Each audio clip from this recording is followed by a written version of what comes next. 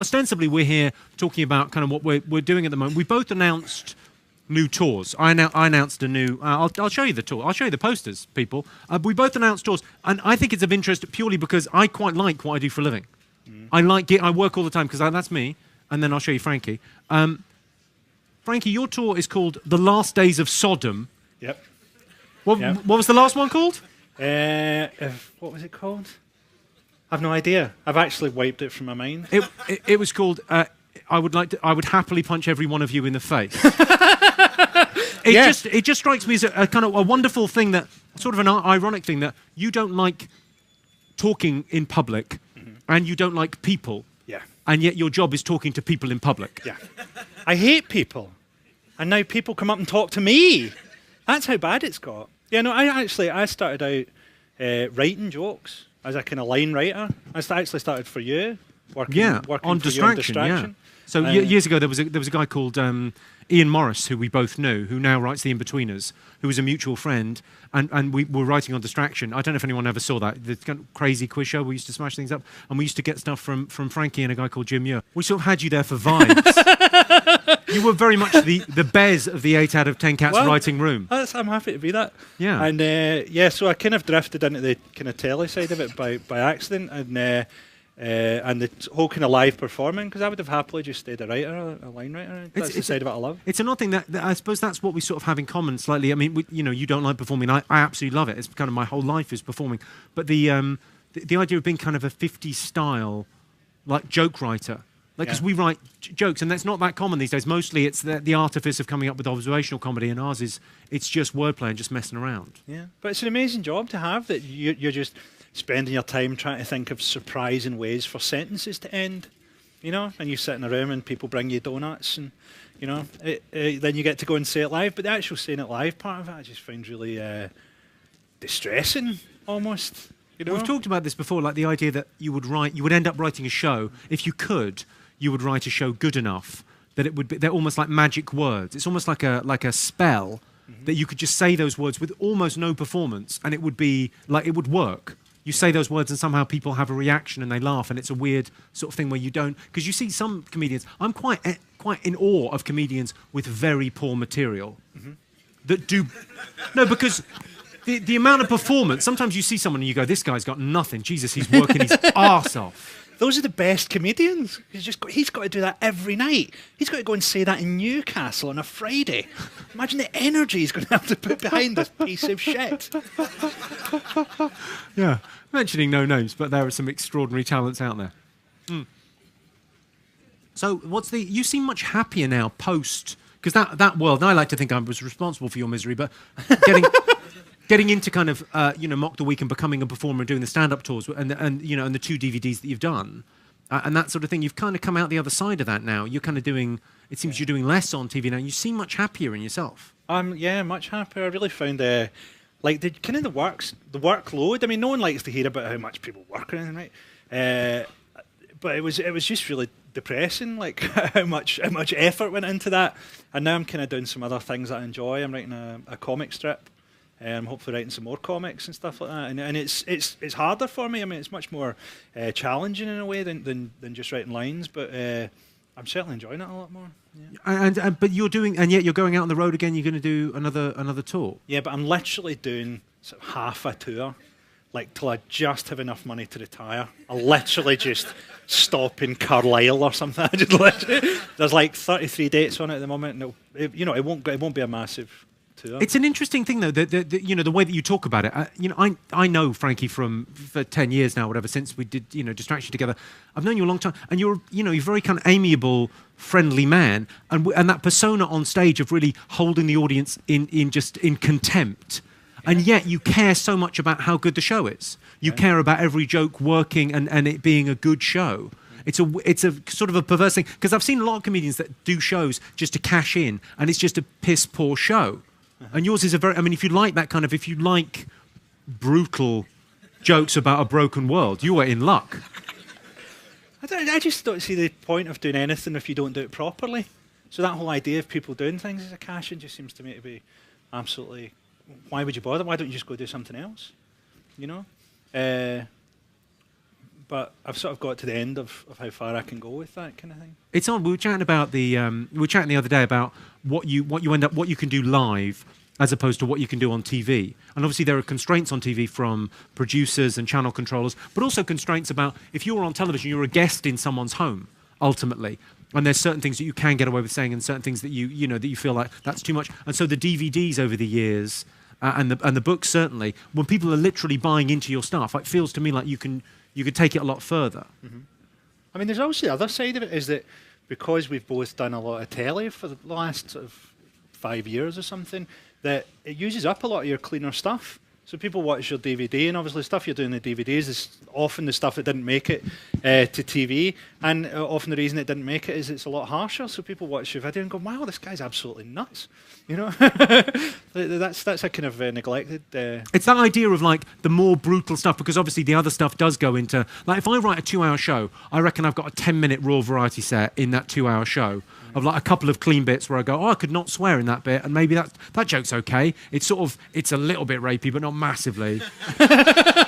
It sort of feels like a friendly sort of thing. I mean, even the clips for like something like the in-store tonight, because obviously there'll be some younger people in. So the in-store, we had to get like cleaner clips of the show. Right. We'll show a clip and we'll rate it afterwards. A touching summation of what homosexual life is like there. We're going dancing and having Bacardi pizzas. Well, if that was your joke, it would be about... Yeah, I know what it would be about, yeah. But you can't say it. It would involve a sauna.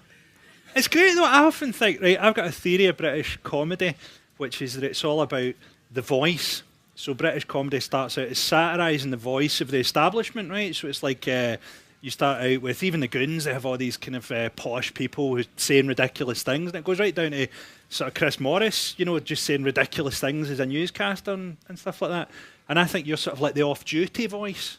You know, you're the sort of one of those, you're like if you heard an army officer in colonial times talking to his mates. Do you know what I mean? It's more like the kind of like, this is where it would be between friends. There is a weird thing actually talking about, you know, class, and most British comedy is about class, and the fact that I sound quite sort of posh. I mean, I'm not particularly, I'm from Slough, but the idea, I think I get a much easier time than you do in terms of offensive material, because when you do an offensive joke, it sounds more brutal because you are Scottish. Yeah. And there's no getting away from that fact, Frankie. There's no dressing it up. It's also like you're working class, so maybe you're an idiot and maybe you didn't mean it. You know, there's that. Yesterday I got on the train in Glasgow, right? And there's French people behind me and they're lost, right? And they're sort of talking in French and they're trying to ask directions. And a workie that's working up the side of the platform turns around and answers them in French. And I find it really stunning. I mean, even though I'm Scottish and I know some navvies will speak French, right? But it just seemed like, what? This guy's just turned around and, you know, and told them.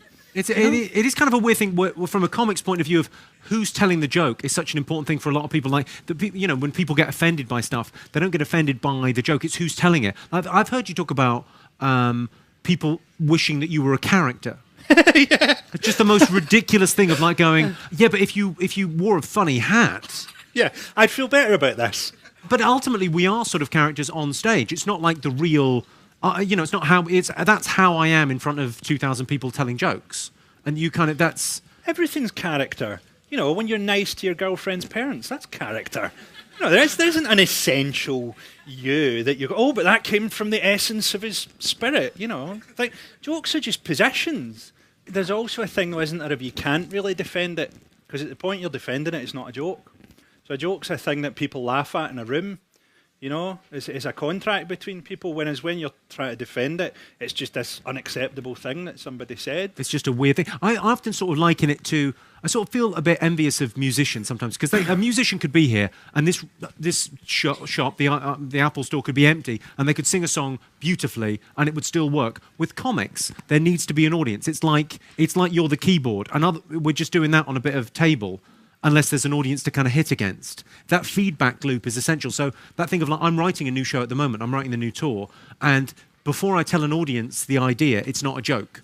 It's kind of an idea for a joke, and it's the audience ultimately regulate comedy, because if they don't laugh at a joke, it isn't anything.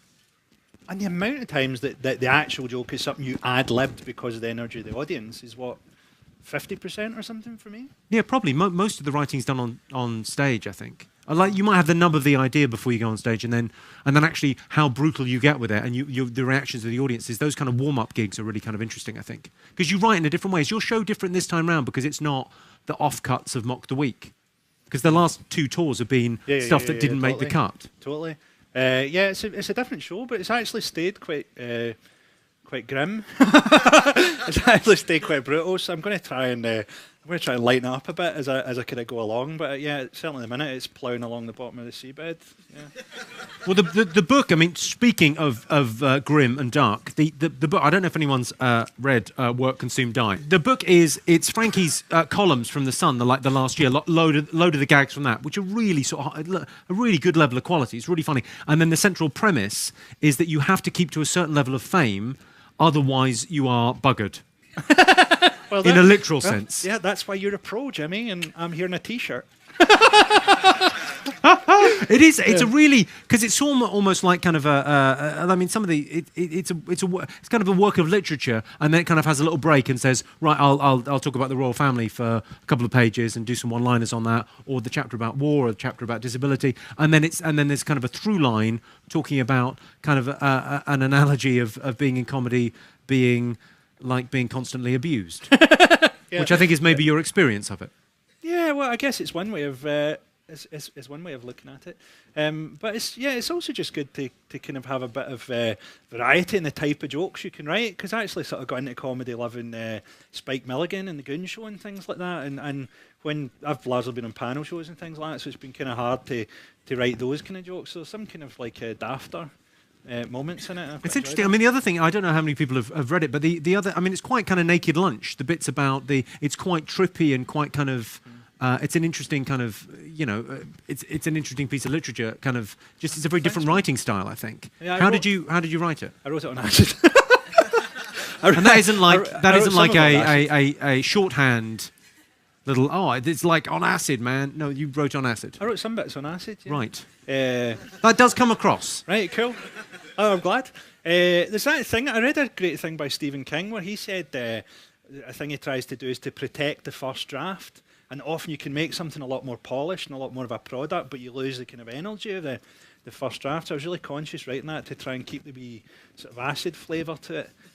And not make it too much of a product. I kind of find there's a bit of that in the culture now where everyone's trying to get things honed down and going, oh, here we go, this is an acceptable product for you. We've filed the edges off, and it's kind of like, it's kind of a bit boring, some stuff.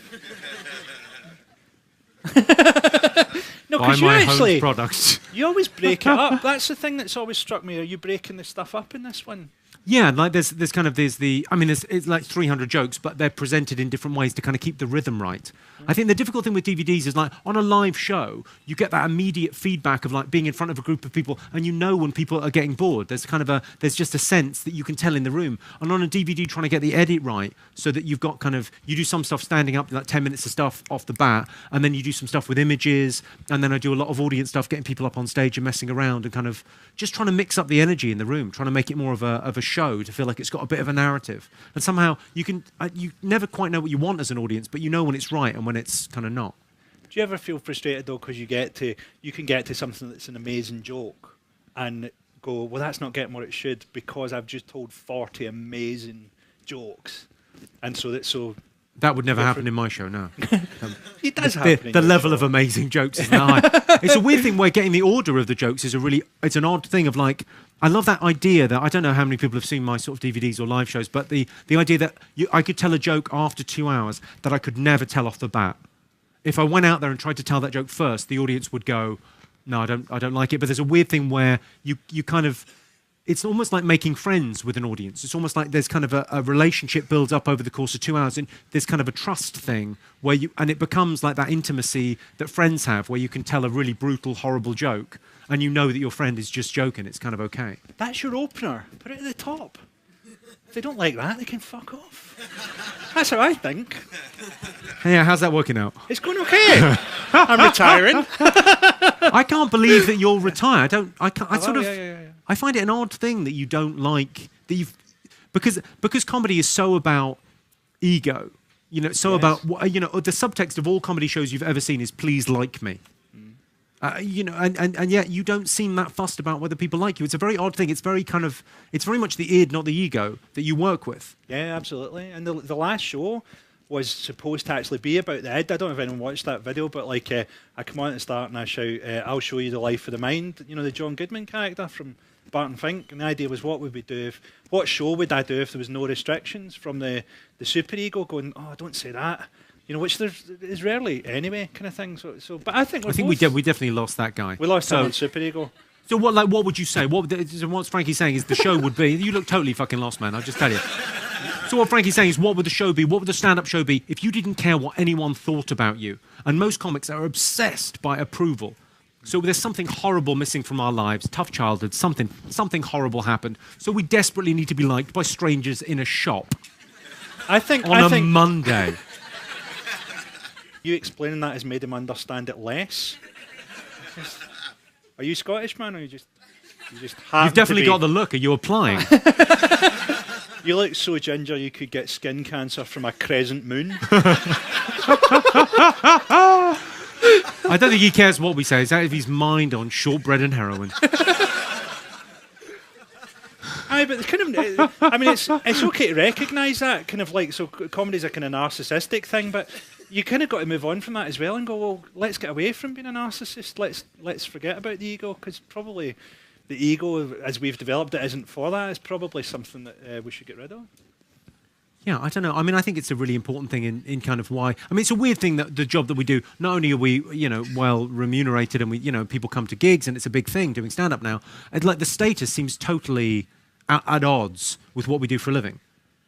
We just write jokes. Mm-hmm. They're just silly little things. Just and it makes the only reason to do shows is to release endorphins and to make people happy for 2 hours if they come and see us. And there's a weird thing where it gets written about in the Guardian. You just think it's sort of a waste of ink. We're just trying to make people laugh. Yeah, I never read reviews. Like they just seem like you should read some of mine, man. They're excellent. I always find that it's a bit like if it's some comedy critic did that didn't like you. It's a bit like someone saying to me, "My dog barked when you came on TV." That's kind of the level I kind of attribute to it. It's just sort of, who cares what some guy thought? Some guy I don't know. Well, maybe we should open it up to questions. What do you think? Has anyone got any questions? Any thoughts?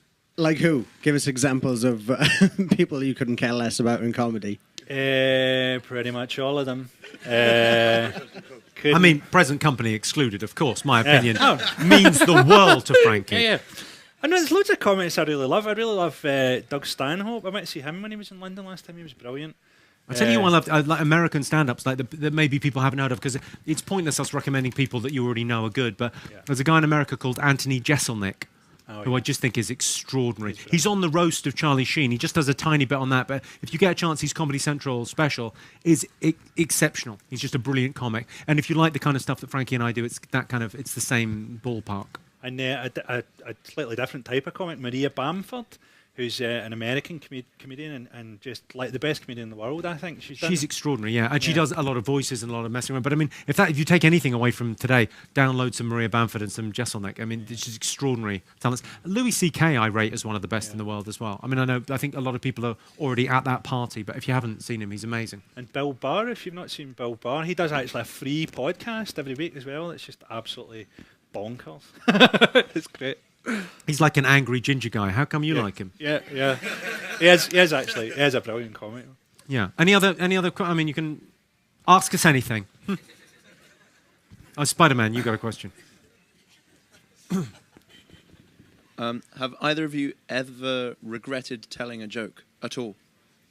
I don't think. I mean, I have actually regretted a few things, but they're not sort of the ones you would imagine kind of thing. There's always like you can never be like perfect on thinking about it right, but certainly I did a TV show in I try. I did a TV show in Scotland, right, and there was at the time there was an advert that was a health advert in Scotland saying speak to your kids more, right, And I did a routine about what a kind of stupid advice they're giving us now, right?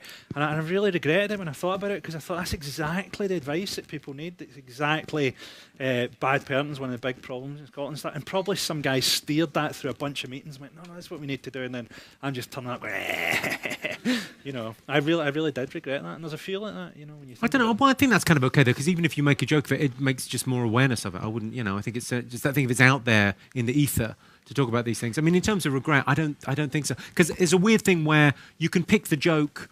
I could pick a joke that I've got into trouble with in the press and say, well, I wish I hadn't told that. But that could have been, there's probably maybe 10 or 20 jokes on the DVD, on the new one, that could be front pages of the Daily Express. If they chose to go after me, if they said, look, you know, this guy, it's his turn, let's get him. There's loads of jokes they could pick.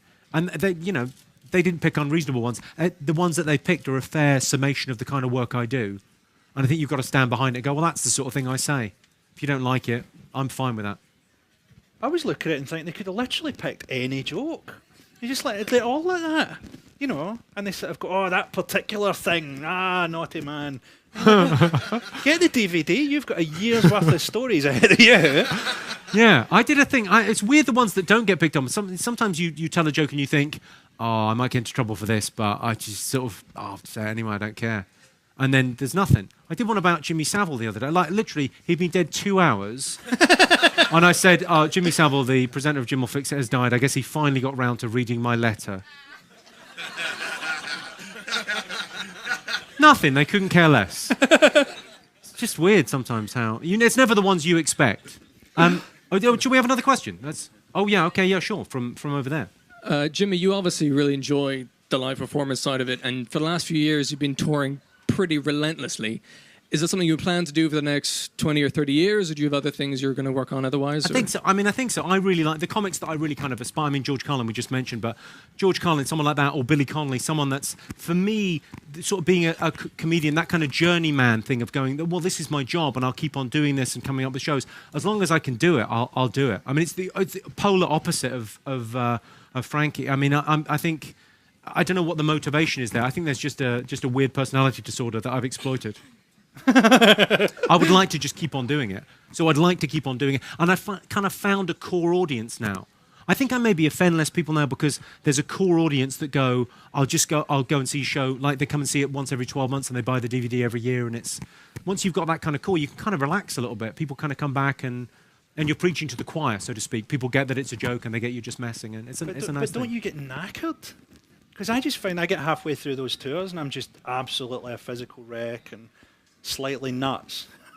Don't you just, does it ever get to you? Not so much. I mean, I don't know. I don't have kids though, so I think that's a big, so I kind of live to work rather than work to live. I've got nothing else going on. This is it, yeah. Just got some jokes. Please like me. It's tragic when you say it like that, though, isn't it? This is like being interviewed or doing this kind of thing. It's just cheap therapy for us. Well, so was your question basically, when will you stop? Please, for the love of God, stop touring. Enough already.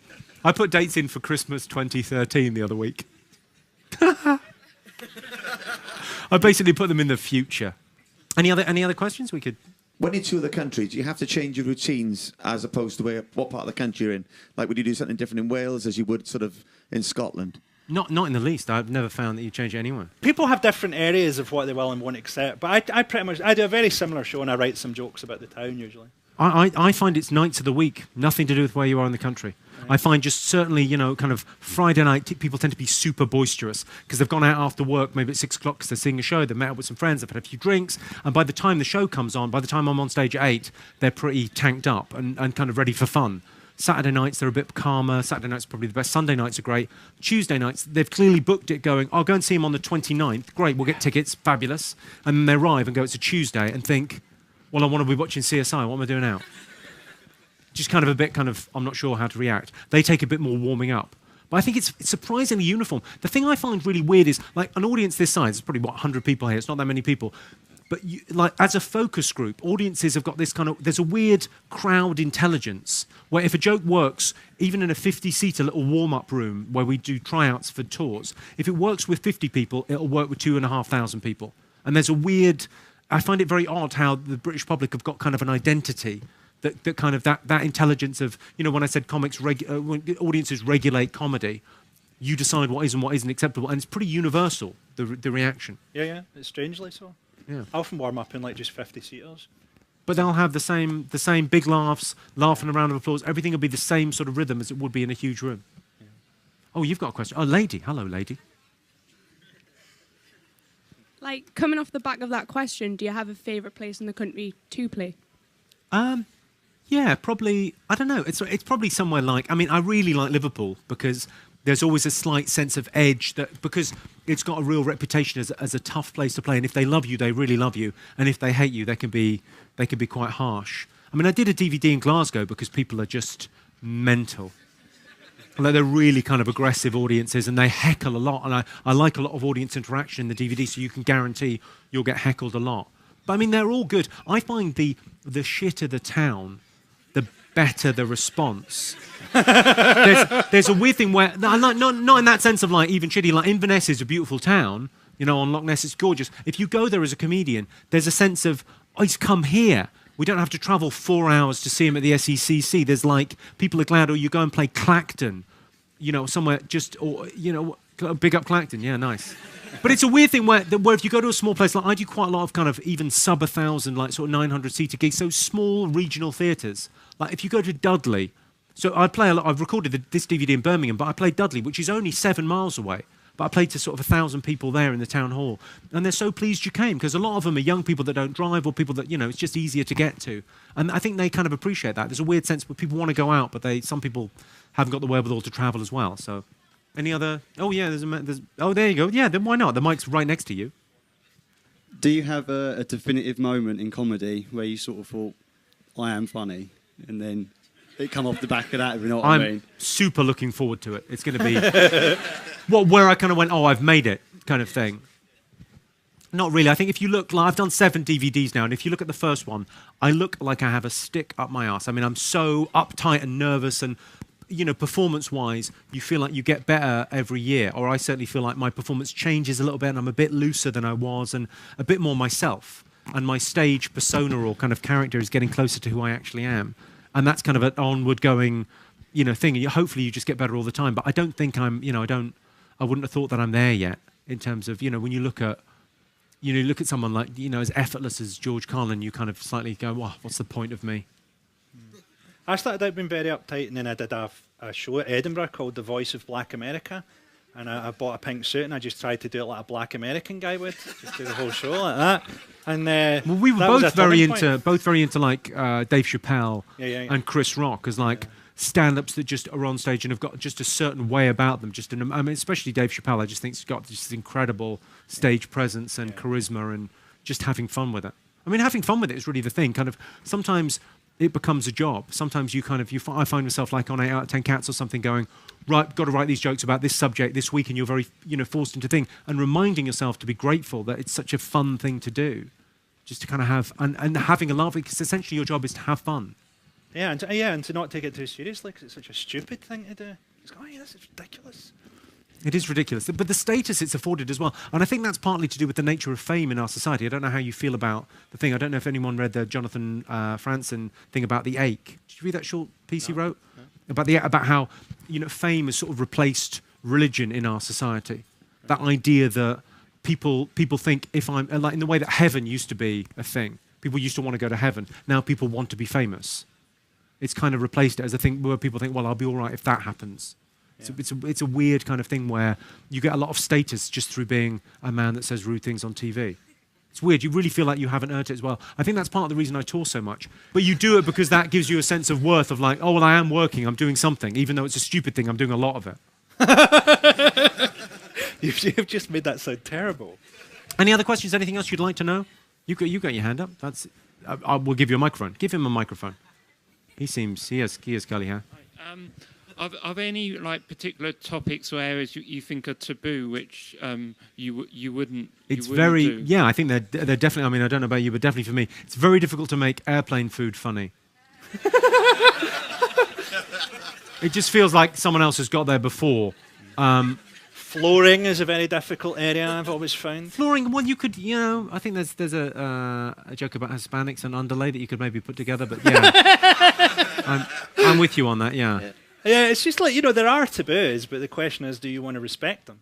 I think I'm not interested. Yeah. Sorry. Go ahead, man. How are you going to use it? See the man behind you? Just like that. Just I like. want to congratulate the cameraman here, who is doing a wonderful job, I can't agree more.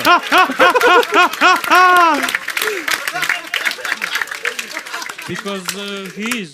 Yeah, this is, well, I think, fabulous. That's one of the 3 weirdest things that's ever happened, I think.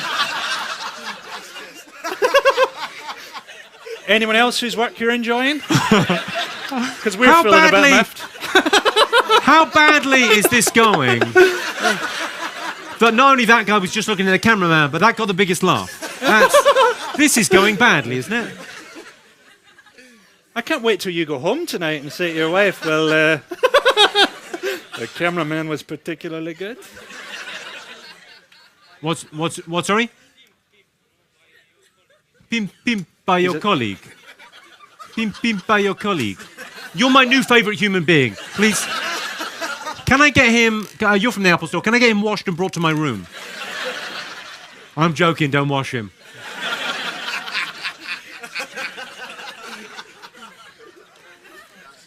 Really hoping he doesn't have a gun. Definitely one of yours. Yeah. Definitely I don't think one he's of one of yours. anybody's.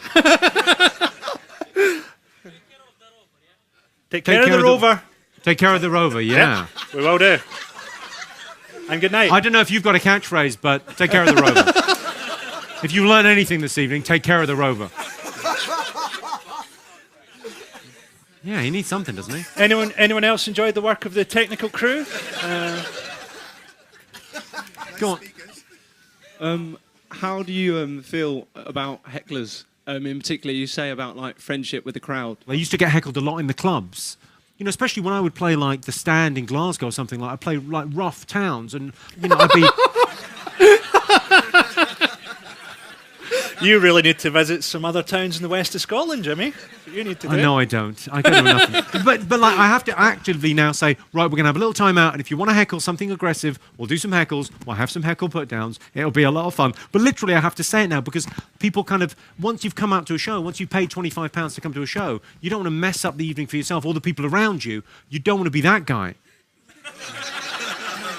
You want to feel like you're in a safe place, but sometimes it's fun to shout your mama. Sometimes it's just fun to shout. And it's also, the thing in the room is, I like the idea that I haven't got the monopoly on being funny. Like, because it's a weird thing with comics, you're not on a pedestal. I mean, we literally are on a pedestal, as I say that. but people don't look up to us in the same way as they look up. If it was a musician up here or a film star, people are in awe of their talent and like, oh, wow, they're amazing. With comics, you sit there and go, yeah, he's funny, but I like that sort of, I've got the same sort of sense of humour as him, or we laugh like that with our mates. The most common conversation I have when I meet people after shows is going, I've got a mate who's really funny, he should do it as well. And I want those people to join in the show. And sometimes I'll rinse them a little bit, but not too much. Good, you had a question as well. It seems to be coming in pairs. How did both of your first gigs go? Mine went really, really well, and then I later found out that crowd had lied to me, and my act was shit. It just went amazingly well. I thought, I am great at this, and then just burned for the next few. Yeah, I had a really good first gig, like really good 5 minutes above a pub. It's the thing that people don't really talk about in Great Britain. People talk about people playing the O2 and the Comedy Store and the theatres that we kind of play. But they don't. The stand-up circuit, like the like people like above pubs trying 5 minutes of stuff. We've got the best circuit in the world. It's so easy to get stage time here compared to anywhere else in the world. And those early gigs, people are so supportive. The kind of social thing. If anyone's thinking of doing stand-up, I would strongly recommend you give it a go. Because even if you just try it once and it's a disaster, you'll enjoy stand-up a lot more as a result. But mine was fine. Second one was dreadful. Okay, no, it's my birthday tomorrow, and I'd really like you to send me a happy birthday. It's your birthday tomorrow? Well, I can't ask you your age because you're a lady. How much do you weigh? Go on. 7 stone. Yeah. I can't believe you answered that one. Okay. What's your name? Amanda. Amanda. Should we wish Amanda a happy birthday? Of course we should, Jeff. Please. Happy birthday to you. Happy birthday to you. This is weird. Happy birthday, dear Amanda. Who's 7 stone? Happy birthday to you. Thank you. Hip, hip. Hooray! Cheers. That You've feels. definitely made my year. Thank you. Thanks a lot. Cheers.